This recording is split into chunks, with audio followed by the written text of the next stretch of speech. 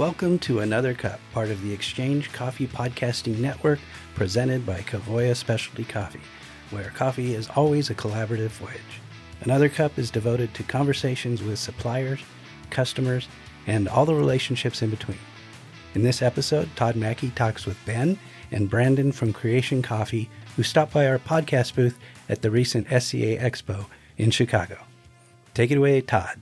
We're here at SCA 24 in Chicago, yet again, tuning in with another little impromptu interview. I have Brandon and Ben from Creation Coffee. I've been so excited to work with you guys for some years now, which is really cool, and we're getting to sit and just check in and kind of hang, for more or less like the first substantial time. So I feel like this is awesome. Well, almost a second for us. Well, yeah, I'm saying we booked a little time. Yeah. We're getting to take it slow. Yeah. Mm-hmm. Yep. And we wanted to carve out a few minutes just to introduce our listeners to your company, who you are, where you've come from, where you're going, and just a little bit more of a profile of Creation Coffee and what you've done to date and what you have planned. So maybe I'll give it to you, Ben, to start us off.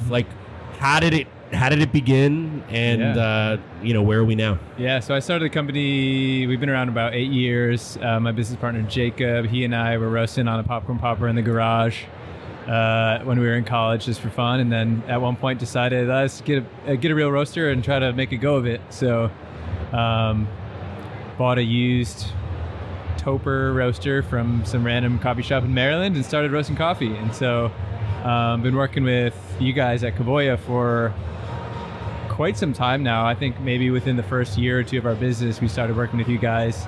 So it's been cool to go from, buying one single mixed pallet of random spot coffees every couple months to now we just booked a container or two containers of one coffee through you guys for the year. So that's been a cool thing for us.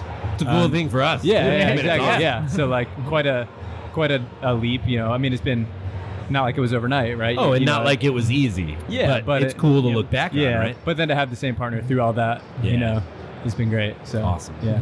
And going from that time when it was you and your partner in the garage to now, there's a lot of differences, right? You have lots of wholesale accounts, I'm sure. You have retail, you have employees. What does that landscape look like? I'm sure there's a big difference from just kind of hobbying around to getting to where you're running it's a different level of what it feels like, right? When it's just the two of us, when it's in the garage, or even when we were first starting, there was, I don't want to say it didn't feel as real, but it didn't feel, there was a lot less at stake.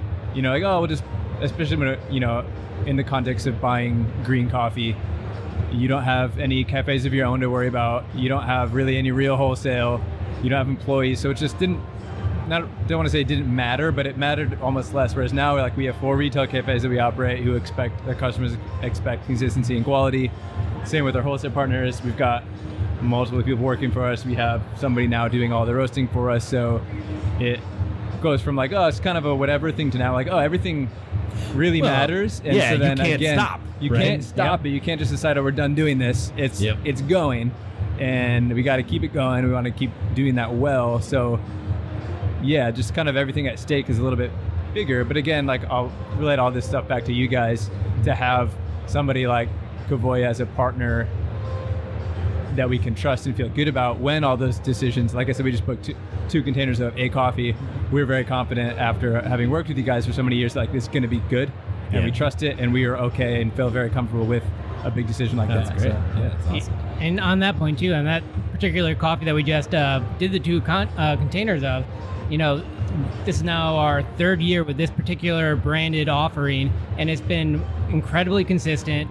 Profiles have been very easy to dial in, and they have been continue to be rich, sweet, delicious coffees that are really our bread and butter of our business that our customers absolutely love. Yeah, and so that's the Jabiru, and that's always been for us kind of the core of our house espresso. But we're actually with this new fresh crop, we're going to be with a slightly different roast profile, rolling that out as like a staple single origin offering, which we've never done before, but it's been so good for so many years. Yeah, that's awesome. It stands alone on its own. We're like, this is a crazy single origin guy quality. Byron. Byron knows what he's doing. He's been doing a lot of work. Yeah. I mean, it's been awesome. I mean, you talk about growth for creation, you know, from zero to, you know, really well-established business. I mean, it's awesome to see. We obviously love seeing that growth. I mean, no one who's working in supply chain in these types of environments, like, you don't succeed at business with one trade. Yeah. Right? It just doesn't work that way. That's not how your wholesale business works. You can't sell one super bitchin' latte and shut the doors at the end of the day. Excuse the language. But the you know, it's also really cool through the lens of Crazy Byron, who I pointed out, to see how that program, how someone like you and the other people who are part of that branded products, you know, purchasing supply chain, that has grown a ton as well.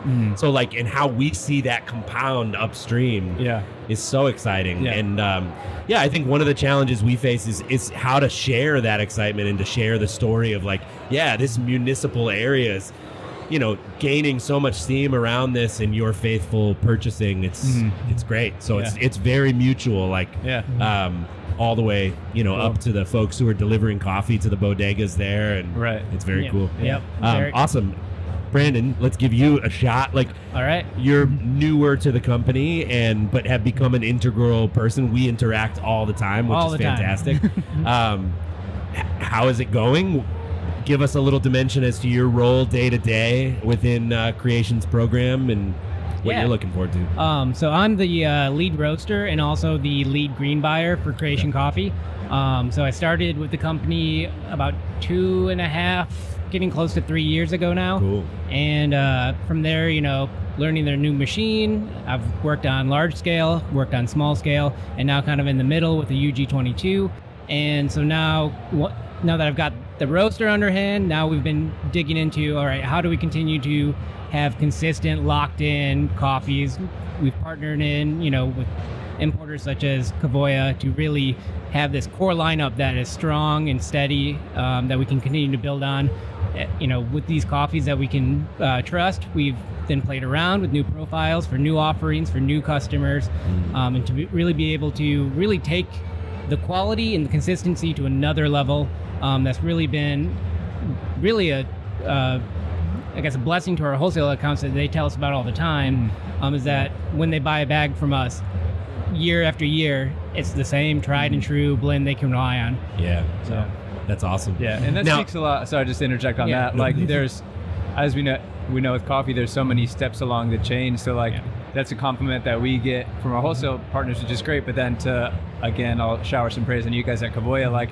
That's not possible for us to do unless that Jabiru year after year is killer. And No, I mean, that's a main objective. It's so huge. So we've been thankful to you guys that we know, fresh crop rolls around. We're pretty confident it's going to be as good or better than it was last year. And as a green buyer, makes my job a whole lot easier. I mean, it's awesome. I will say too, all along the way, we've communicated very proactively around managing timing, quality, your expectations. So, I mean, I think that's a huge piece of it. That allows for not just for us to offer confidently within one place, but hey, I feel personally, as it relates to your business and what you're on the hunt for, I have a very clear picture of when it is justifying of your time and attention to reach out and say, hey, have you thought about this? Right? Yeah. And that, I mean, it allows for all the gears to turn in a really harmonious way. Yeah. I don't want to miss a question I wanted to ask just a moment ago when you said you're roasting on a UG22. I didn't realize that. Oh. I don't know that we talked about that. If it did, it kind of sailed through me. I gotta know, is it a belt-driven UG22 or has it been modified with motors?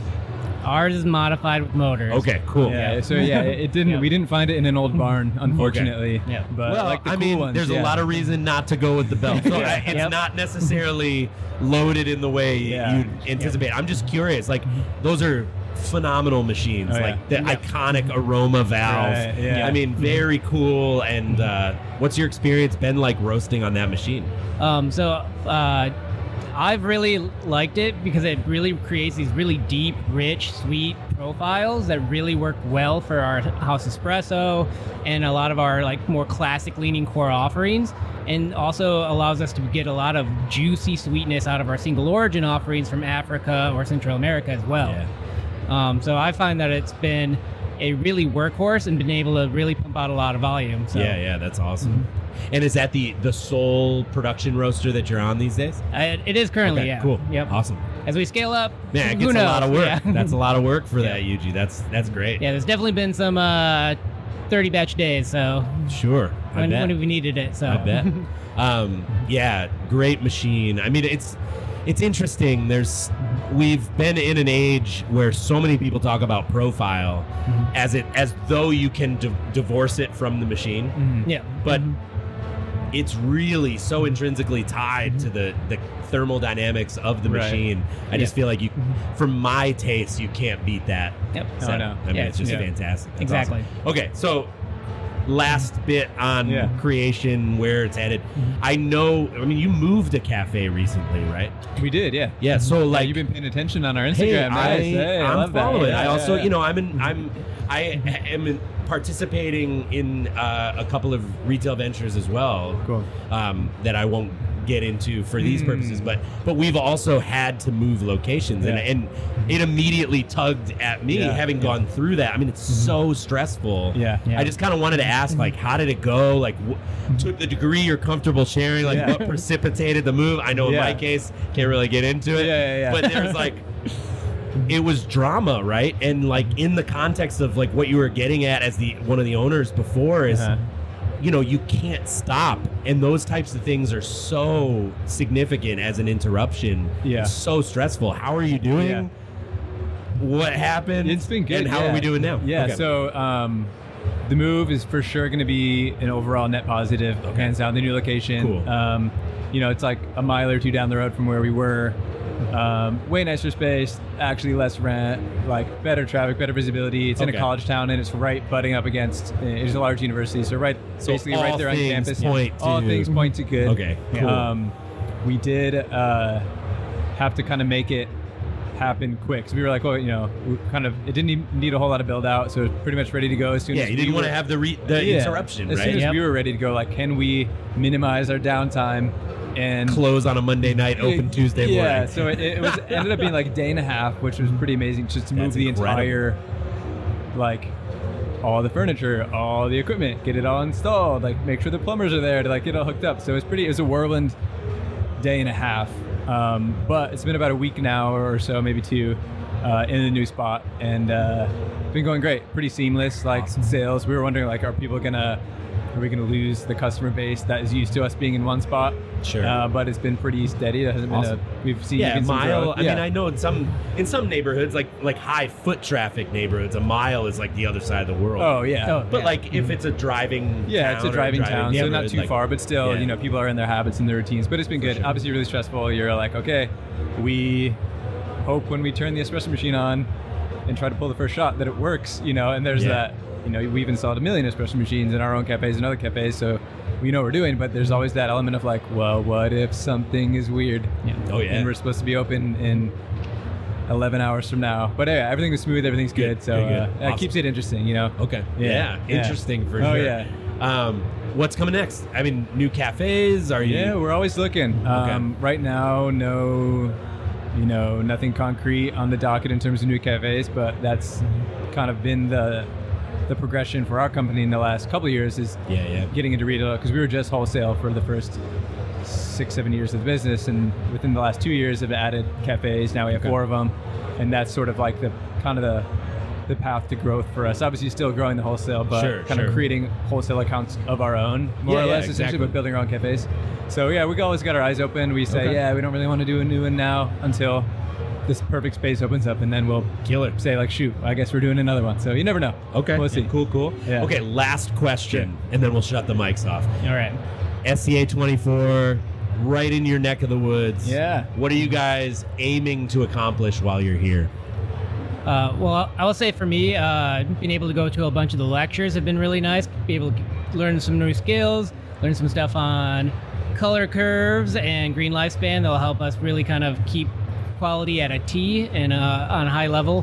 But then, of course, always networking in with our partners that we work in, get a face there, say hi. But then being able to see what other new technologies that are out there for quality control labs, consistency, make our lives a little bit easier, and really this is the time to do it. So Cool. Yeah, I think, coffee is such a fun, tight-knit kind of social industry, which is so much fun. So even like, you and I, we've never met in person before. Mm-hmm. So there's so many people this weekend where I'm like, oh, I've exchanged 1,000 emails with you and I've never seen you in person. So I've met, close to a dozen people today that I've exchanged so many emails with over the past couple of years, and now to be able to kind of interface in person is really special. And now you know Todd from the emails. Yeah, Todd from the emails, exactly. Yeah, that here guy. he is. Yep. He That's is real. Awesome. Yeah, no, it's a pleasure. Yeah. Thank you for taking the time to jump on the pod. We'll certainly look forward to all that we get into in these years ahead. So. Sounds Cheers, good. guys. Yep, cheers.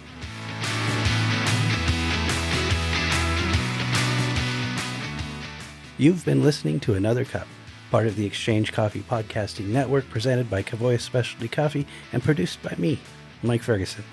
Our theme music for this episode is Ready to Move by Eugene Myers. You can contact us with comments, questions, or all the reasons you love our Jab Brew from Guatemala at mike.ferguson@covoya.com. Thanks for listening.